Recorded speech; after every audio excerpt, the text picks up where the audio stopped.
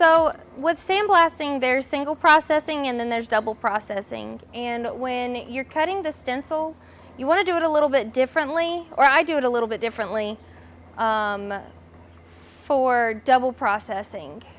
With double processing, you need to remove the carving or whatever's going to get frosted. You remove the panels, you remove the carving, and you have to be able to put it back in. But if you have to hand cut it, then it takes a little bit longer. So I put an extra line around the part that's coming out for the double processing designs. With single processing, you blow everything deep at the same time, and it gives you the option for shape carving. With double processing, you frost everything first. You put the stencil back on there after you frosted. Everything that you pulled off that got frosted, you have to put back on there. So you use glue, and then you stick the stencil back on there. And then you pick all of your V-lines, anything that's going to be sunk or a V-line, and you blow it deep all in the same go. So the only difference is what step you frost. With single processing, you blow first and you frost second. When you frost second, it also gives you the option to shape. With double processing, you frost first and blow second, but you can't really, like, you could shape, but it would be a lot more complicated to be able to shape. So double processing is really, the benefit of it is when you're double processing, you don't have to pack your letters with mud, or sand, whatever you use to pack your letters with. You can just blow them, paint them, and you're good. With single processing, you blow everything deep, and then you pack, after you paint it, you pack it so that the paint doesn't blow out of what's been sunk. So then you frost it, and you can shape it. But with double processing, since you don't have that step with the mud, you don't have to worry about the cleanup of the mud. So it is a lot more of a clean process. But what are you going to do about shaping? But sometimes that's not an issue. Depending on where you're at, shaping may not even be a thing.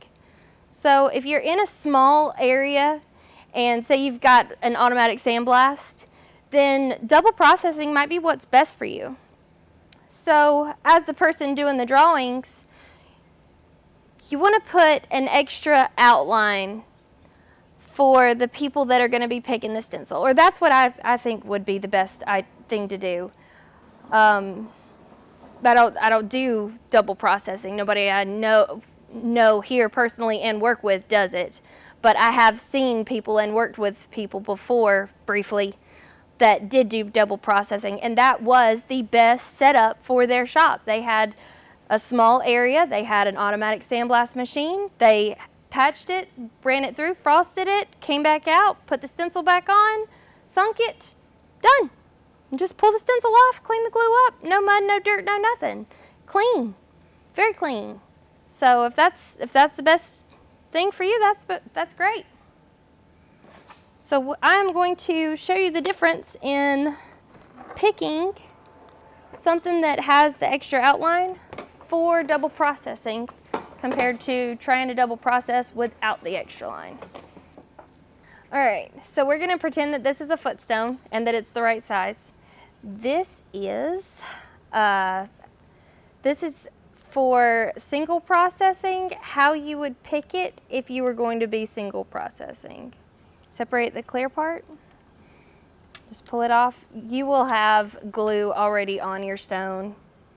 Make sure I don't put it upside down. Then it would say, wow. And I don't have one of those little rollers that you roll it out with. But for single processing, it's real easy. You just pick all of your lines that are going to be blown. And your tool is really important. This one's pretty sharp, but it's easier to pick with the right tool.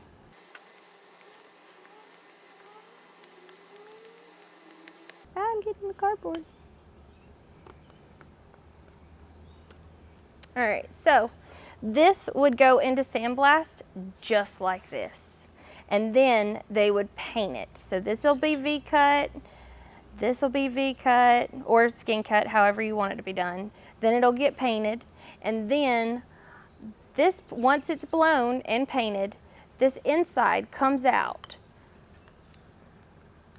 Your letters will still be there because they'll be sunk.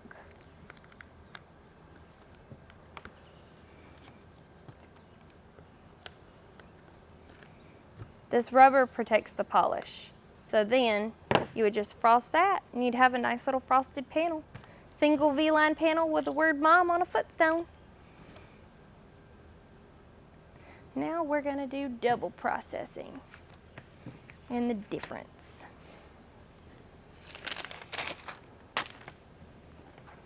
Double processing, assuming the glue's already on there. I did cut the extra line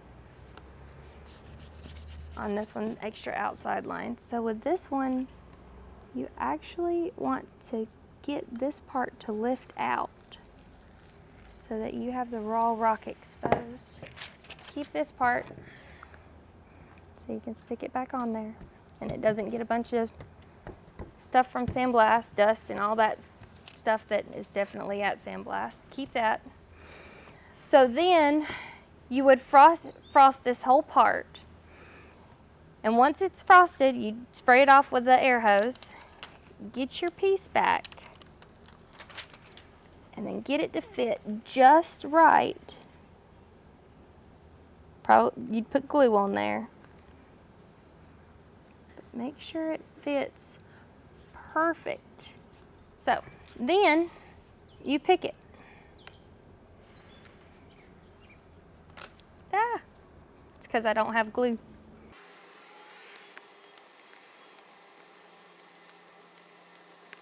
Then you sink it and you paint it. So you don't have to pack it with mud to protect it, to protect where you've sunk it and the paint that you've sprayed in it from the sandblaster. You can just blow it and paint it and then peel all the stencil off. And you're done. Single V-line frosted panel, mom footstone. Okay, so there are a number of things that you can put on stencil to make the cuts more visible. If you have a really bright light, like a shop light or one of those little hand flashlights, that's what a friend of mine uses. She just sets it up and sets it right over the top of her stencil and you can see everything a lot better. Other people use chalk and just rub it on it and that makes it where you can see it.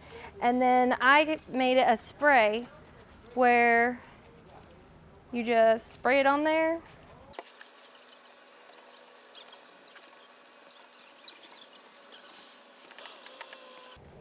Okay, so now you can see where you need to pick. So if the stencil is cut right and the settings on the machine and in the design are right, then you shouldn't have any problem picking. So your tool is really important. This one is a little pokey for me.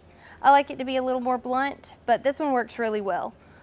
It's also sharp too, so if you needed to hand cut anything, it would be really good.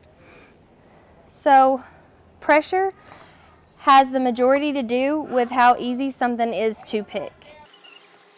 If your stencil turns out where it looks like perforated and there's a bunch of jagged lines and it's constantly tearing off, especially in small areas around the flower or any kind of design that you have, chances are that in the design, that particular design has way too many nodes. So you can thin the nodes out or you can change the settings on your cutter to be in draw mode.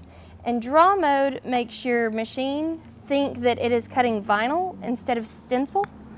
And so it sets the blade down and doesn't pick it up until it's done with whatever cut it's doing.